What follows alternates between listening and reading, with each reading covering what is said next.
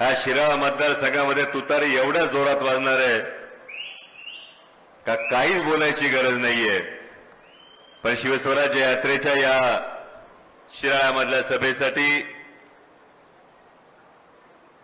आज खरं तर सांगली जिल्ह्यातल्या प्रत्येक कार्यकर्त्याला ज्यांचा स्वाभिमान वाटे, कारण आपला नेता हा आपला कायम असतो, पण आपला नेता केवळ आपल्या पुरता न राहता आपला नेता जेव्हा संपूर्ण राज्याचा स्वाभिमान बनतो आणि निष्ठा, स्वाभिमान आणि लढवय्येपणा याचं जेव्हा प्रतीक बनतो, तेव्हा कार्यकर्त्याची छाती आणखी अभिमानानं फुलून येते।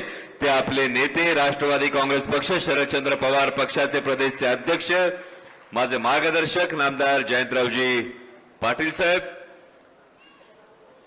कवठे महांकाळ तासगावच्या आमदार आदरणीय सुमनताई पाटील, शिराळा विधानसभेचे आमदार मानसिंगरावजी नाईक, माजी मंत्री शिवाजीराव नाईक साहेब, ज्यांचं आत्ताच आपल्याला मार्गदर्शन लाभलं ते सुनीलजी गव्हाणे, देवराजजी पाटील, बी.के. नायकवडी, रणधीरजी नाईक, विराजभाऊ नाईक, पी.आर.जी. पाटील, सम्राट नाईक, रणजित पाटील, संजयजी पाटील, विजय पाटील, शहाजी पाटील, रवींद्रजी बर्डे, राजूभाऊ आवळे, मनोजजी शिंदे, बाबासाहेब मुळीक, अतुलजी पाटील, रमेशजी पाटील, सुष्मिताताई जाधव, उपस्थित मंचावरील सर्वच आजी माजी पदाधिकारी, सर्व पत्रकार बांधव, आपण सगळेजण, सगळ्यांना जय शिवराय। खरं तर सर्वात आधी शिराळ्यामध्ये उभं राहत असताना महाराष्ट्रात वेगळी सध्या म्हण आहे, पण शिराळ्यात आल्यानंतर म्हण बदलावी लागते, कारण शिराळ्याची नागपंचमी जगात प्रसिद्ध आहे। बाहेर गेल्यानंतर असं म्हणतात नागाला कधी दूध पाजू नये, पण शिराळ्यात मात्र परिस्थिती वेगळी आहे। म्हणजे तुम्ही सगळ्या माता भगिनी आदल्या दिवशी उपवास करता आणि दुसऱ्या दिवशी नागाची पूजा केल्यानंतर उपवास सोडता। त्यामुळे शिराळ्या करून महाराष्ट्राने बघितलं पाहिजे की जी कृतज्ञतेची भावना या नागपंचमीमध्ये आहे, दुर्दैवानं महाराष्ट्राच्या राजकारणात गेल्या 2-2.5 वर्षात ही कृतज्ञतेची भावनाच संपलेली आपल्याला बघायला मिळाली। ज्यांनी हाताला धरून मोठं केलं, ज्यांनी बोटाला धरून मोठं केलं, ज्यांनी डोक्यावर सावली धरली, असे पक्ष हातोहात फोडले गेले, रातोरात निष्ठा बदलल्या गेल्या। जून 2022 मध्ये हिंदू हृदय सम्राट शिवसेना प्रमुख बाळासाहेब ठाकरे यांनी निर्माण केलेली शिवसेना फोडण्यात आली आणि 2 जुलै 2023 ला आदरणीय शरदचंद्रजी पवार साहेबांनी निर्माण केलेला राष्ट्रवादी काँग्रेस पक्ष फोडण्यात आला। आणि उभ्या महाराष्ट्राच्या मनात नाही तर देशाच्या मनात हा प्रश्न निर्माण झाला की जो महाराष्ट्र छत्रपती शिवाजी महाराजांचा, शाहू फुले आंबेडकरांच्या विचाराचा वारसा सांगतो, हा महाराष्ट्र अवघ्या 50 खोक्यात विकला जाणार की ईडी, सीबीआय, इन्कम टॅक्सच्या दबावाला बळी पडणार। पण मी तुम्हा सगळ्यांचं मनापासून आभार व्यक्त करतो, मनापासून ऋण व्यक्त करतो की जेव्हा हा या पद्धतीचा अंधकार दिसत होता, तेव्हा तुम्ही जो लोकप्रतिनिधी निवडून दिला त्या मानसिंग भाऊंनी स्वाभिमान सोडला नाही, निष्ठा सोडली नाही, आदरणीय शरदचंद्रजी पवार साहेबांची साथ सोडली नाही। आणि किती नशिबान आहात बघा तुम्ही, लय भारी निर्णय घेतला तुम्ही 2019 ला। नाही तर आज महाराष्ट्रातल्या 80 मतदारसंघामध्ये अडचण झाली। ज्या ज्या मतदारसंघातल्या आमदारांनी कुठल्या ना कुठल्या प्रलोभनाला बळी पडून भूमिका बदलली, राजकीय भूमिका बदलली, निष्ठा बदलली। आपण काय लिहितो आमदारापुढे? आता तुम्ही काय लिहिलं? कहो दिल से मानसिंग भाऊ फिर से, बरोबर का नाही? आपण काय लिहितो? दमदार आमदार।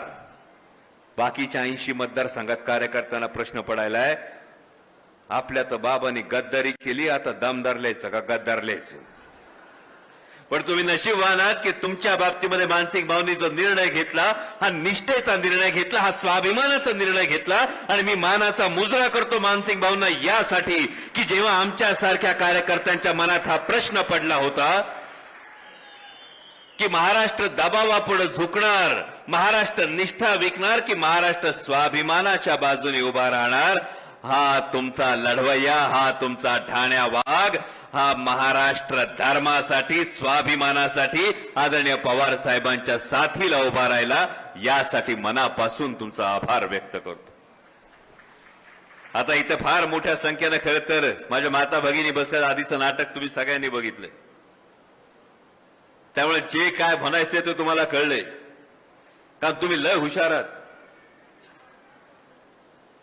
खरं सांगतोय, मला सांगा दादा, घरात चपात्या लाटायच्या का भाकरी थापायच्या तुम्ही ठरवता का त्या?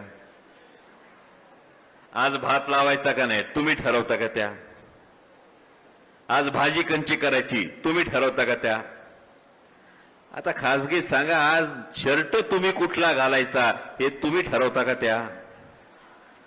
आणि जर एवढं सगळं त्या ठरवत असतील तर सरकार कोणतं आणायचं हे सुद्धा ठरवणार ते तुम्ही ठरवायचंय. कारण तुम्हाला सगळ्यात मोठा वसा आणि वारसा लाभलेला आहे, तो मातृत्वाचा, कर्तृत्वाचा आणि नेतृत्वाचा वसा आणि वारसा लाभलेला आहे. हा मातृत्वाचा वारसा साधा सुद्धा नाही, राष्ट्रमाता जिजाऊ माँसाहेबांच्या मातृत्वाचा वारसा लाभलेला आहे. ज्यांनी कुठली तनखा घेतली नाही, ज्यांनी कुठलं वतन फक्त घेतलं नाही, ज्यांनी स्वतःचं राज्य निर्माण करण्यासाठी छत्रपती शिवाजी महाराजांना प्रेरणा दिली. तुम्हाला कर्तृत्वाचा वसा आणि वारसा लाभलेला आहे, तो क्रांतीज्योती सावित्रीबाई फुल्यांचा लाभलेला आहे. ज्यांनी शेण गोठ्यांचा मारा सहन केला, पण माझी माता भगिनी ही उंबरठ्याच्या बाहेर गेली पाहिजे, तिच्या हातात पाटी पेन्सिल आली पाहिजे, ही भूमिका घेतली. आणि तुम्हाला नेतृत्वाचा वसा आणि वारसा लाभलाय, तो पुण्यश्लोक अहिल्याबाई होळकरांच्या नेतृत्वाचा वसा आणि वारसा लाभलाय. आणि ज्यांना जिजाऊ, सावित्री आणि अहिल्याबाईंचा वसा आणि वारसा लाभतो, त्या माझ्या माता भगिनी इतक्या नक्कीच हुशार आहेत की 1500 रुपयामध्ये आम्ही भविष्य कधी कोणाच्या हातात देत नाही, एवढं समजणाऱ्या माझ्या माता भगिनी नक्कीच हुशार आहेत. कारण तुम्हाला प्रश्न पडलाय, निवडणूक तर दिवाळीनंतर आहे, आचारसंहिता आत्ता लागन, मग आमच्या लाडक्या बहिणीला दाजी म्हणून दिवाळीला करंजा कर. आणि बहीण म्हणते खोबरं किती वाढले आणि तेलाचा डबा किती वाढलाय, तेलाचा डबा किती वाढलाय. आता एवढं जर वाढलं असेल तर दाजी जर म्हणले दिवाळीला करंजा कर, तर लाडकी बहीण नक्कीच म्हणणार आहे 1500 पुरणार कसे. आणि 1500 पुरणार कसे हा प्रश्न असताना लाडक्या बहिणीला पुरेपूर ठाऊक आहे. कारण तुम्ही बघितलं लोकसभा निवडणुकीमध्ये खरं तर या मतदारसंघामध्ये जो काही निकाल लागला, मला असं कळलं होतं की लोकसभा निवडणुकीलाच लक्ष्मीपूजन लय जोरदार झालं साजरं म्हणे. आणि त्यामुळे या निकालामध्ये काही जरी फरक पडला असला तरी सुद्धा लोकसभा निवडणुकीमध्ये महाराष्ट्राच्या स्वाभिमानी जनतेनं कोणताही धाक दपटशाला, कोणत्याही थैली शहाना बळी न पडता तब्बल 31 आमदार हे महाराष्ट्रातून इंडिया आघाडीचे आज दिल्लीत पाठवलेत. आणि म्हणून सरकारला कळलं मतांची झाली कडकी, म्हणून आता बहीण झाली लाडकी. आणि ही परिस्थिती जेव्हा तुम्हाला ठाऊक आहे, तेव्हा मगाशी तुम्ही ज्या टाळ्या वाजवल्या ही तुमची खरी सल आहे, ही तुमची खरी वेदना आहे.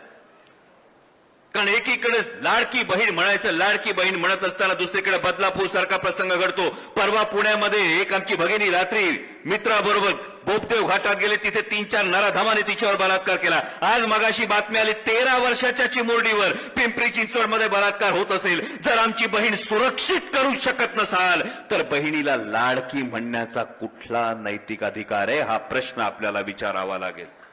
कारण राज्याचं गृहमंत्रीपद ज्यांच्या हातात आहे ते अर्धे उपमुख्यमंत्री, अर्ध्या उपमुख्यमंत्र्यांच्या हातात राज्याचं गृहमंत्री पद आहे. पण महाराष्ट्र राज्यात, पुरोगामी महाराष्ट्रात गृहमंत्र्यांच्या गृहजिल्ह्यात गेल्या 240 दिवसात 213 बलात्काराच्या दुर्दैवी घटना घडल्या. जर गृहमंत्र्यांच्या स्वतःच्या जिल्ह्यात जर एवढ्या घटना घडत असतील तर खरंच महाराष्ट्राला हा प्रश्न पडतो की 3-3 नेते, एक फूल दोन हापचं सरकार, 3-3 बॅनर लावतात. माननीय मुख्यमंत्री म्हणतात मुख्यमंत्री लाडकी बहीण, गुलाबी जॅकेटवाले म्हणतात माझी लाडकी बहीण, आणि नागपूरवाले म्हणतात लाडका देवा भाऊ. आणि एक फूल दोन हापचं, एक मुख्यमंत्री दोन उपमुख्यमंत्री असताना हे सरकार लाडकी बहीण असताना जर बहिणीला सुरक्षितता देऊ शकत नसेल तर महाराष्ट्रातल्या माता भगिनींनी हा निर्णय घ्यायला पाहिजे की आया बहिणींच्या सुरक्षेचं हक्काचं सरकार यायला हवं, ते शिवस्वराज्य यायला हवं, याची भूमिका तुम्हाला या पुढल्या काळात घ्यावी लागेल. आता निवडणुका येतील तशा भारतीय जनता पक्षाच्या नेत्यांच्या वाऱ्या वाढतील. मुख्यमंत्री उपमुख्यमंत्र्यांबरोबर देशाचे पंतप्रधान, देशाचे गृहमंत्री सुद्धा येतील. पण लक्षात ठेवा, देशाचे गृहमंत्री आता मागच्या आठवड्यात आले होते, त्यांनी फार चांगली कबुली दिली. माननीय देशाचे गृहमंत्री अमित शाह काय म्हणाले, जर सत्तेत यायचं असेल तर माननीय उद्धव साहेब ठाकरे यांचा शिवसेना आणि पवार साहेबांचा राष्ट्रवादी पक्ष फोडा. असं कोण म्हटलं? गृहमंत्री म्हटले. वाचलं का नाही? याचा अर्थ काय घेतला आपण? याचा अर्थ असा होतो का माननीय देशाच्या गृहमंत्र्यांना भाजपची जे कोण नेते आहेत, ज्यांना अप्रत्यक्षपणे मान्य गृहमंत्री निकम्मे म्हटलेले आहेत, यांच्याच्यानी काय व्हायचं नाही, पक्ष फोडल्याशिवाय गत्यंतर नाही, हे पहिलं वाक्य. आणि दुसरं वाक्य, याच्या आधी जेवढी फोडून घेतली याच्यातल्या एकाचा भी उपयोग व्हायचा नाही, याची कबुली मान्य गृहमंत्र्यांनी महाराष्ट्रात येऊन दिलेली. आणि त्यामुळे सरकार येणार ते महाविकास आघाडीचंच सरकार येणार, ही काळ्या दगडावरची रेघ आहे. जम्मू काश्मीरमध्ये मतदान झालंय, हरियाणामध्ये मतदान झालंय, दोन्हीचे एक्झिट पोल आलेत. हरियाणामध्ये 55 जागांच्या आसपास जागा या काँग्रेसला मिळतील. जम्मू काश्मीरमध्ये सुद्धा भारतीय जनता पक्षाचा सुपडा साफ होईल. हरियाणामध्ये परिस्थिती अशी होती की हरियाणामध्ये मंत्र्यांना सुद्धा स्वतःच्या मतदारसंघात प्रचाराला जाता येत नव्हतं. लोक हाताला धरू धरू बाहेर काढत होती. का काढत होते? कारण जेव्हा 3 काळे कृषी कायदे आले तेव्हा याच हरियाणातल्या शेतकऱ्यांनी आंदोलन पुकारलं होतं. आणि हे आंदोलन पुकारलेलं असताना दिल्लीच्या कडाक्याच्या थंडीत, पावसात, उन्हात हा आपला शेतकरी बांधव तब्बल वर्षभर आंदोलन करत होता, ज्यामध्ये 700 शेतकऱ्यांना जीव गमवावा लागला.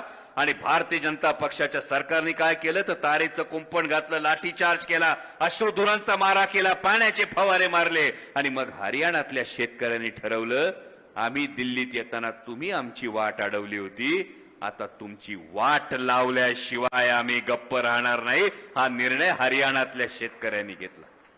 हे तुम्हाला सांगण्याचं कारण असं, राज्य बदललंय, पक्ष तोच आहे. जरी ते हरियाणा असलं तरी महाराष्ट्रामध्ये या भारतीय जनता पक्षाने जेव्हा कांद्याला भाव होता तेव्हा निर्यात बंदी केली, कांदा उत्पादक शेतकऱ्याच्या ताटात माती कालवली. टमाट्याला भाव चढला, यांनी नेपाळहून टोमॅटो आयात केला, टोमॅटो उत्पादक शेतकऱ्याच्या ताटात माती कालवली. उसाला इथेनॉलच्या संदर्भामध्ये, इथेनॉल मॅक्सिनच्या संदर्भामध्ये सिरप मधून बनवणाऱ्या इथेनॉलला बंदी घातली, उसाच्या भावामध्ये अडचण निर्माण केली.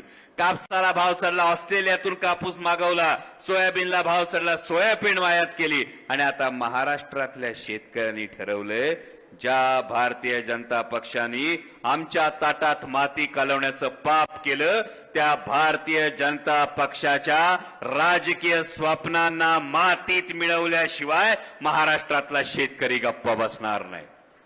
आणि हे सगळं सांगत असताना तुमच्यावरची जबाबदारी सगळ्यात मोठी आहे. तुमच्यावरची जबाबदारी सगळ्यात मोठी आहे. जेव्हा मी म्हणतो की महाराष्ट्रात महाविकास आघाडीचंच सरकार येणार आहे, पुढचं वाक्य मी बोलू का तुमच्या मनात आहे?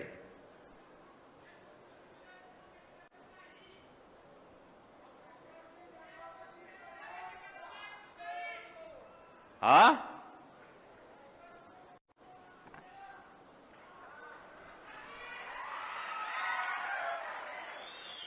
महाविकास आघाडीचा अजून जागा वाटपाच्या 2 बैठका बाकी आहेत, त्यामुळे मी काय म्हणत नाही. पण हे तुम्हाला सगळ्यांना माहिती आहे, सांगली जिल्ह्याचा त्या पदाच्या बाबतीत लई मोठा बॅकलॉग झालेला आहे. पण मग जबाबदारी तुमच्या प्रत्येकाच्या खांद्यावर येते. जबाबदारी तुमच्या प्रत्येकाच्या खांद्यावर येते. ती अशासाठी की लहान लेकराला जेव्हा आईबाप खांद्यावर उचलून घेतात तेव्हा लेकरू जगाला मोठं दिसतंय.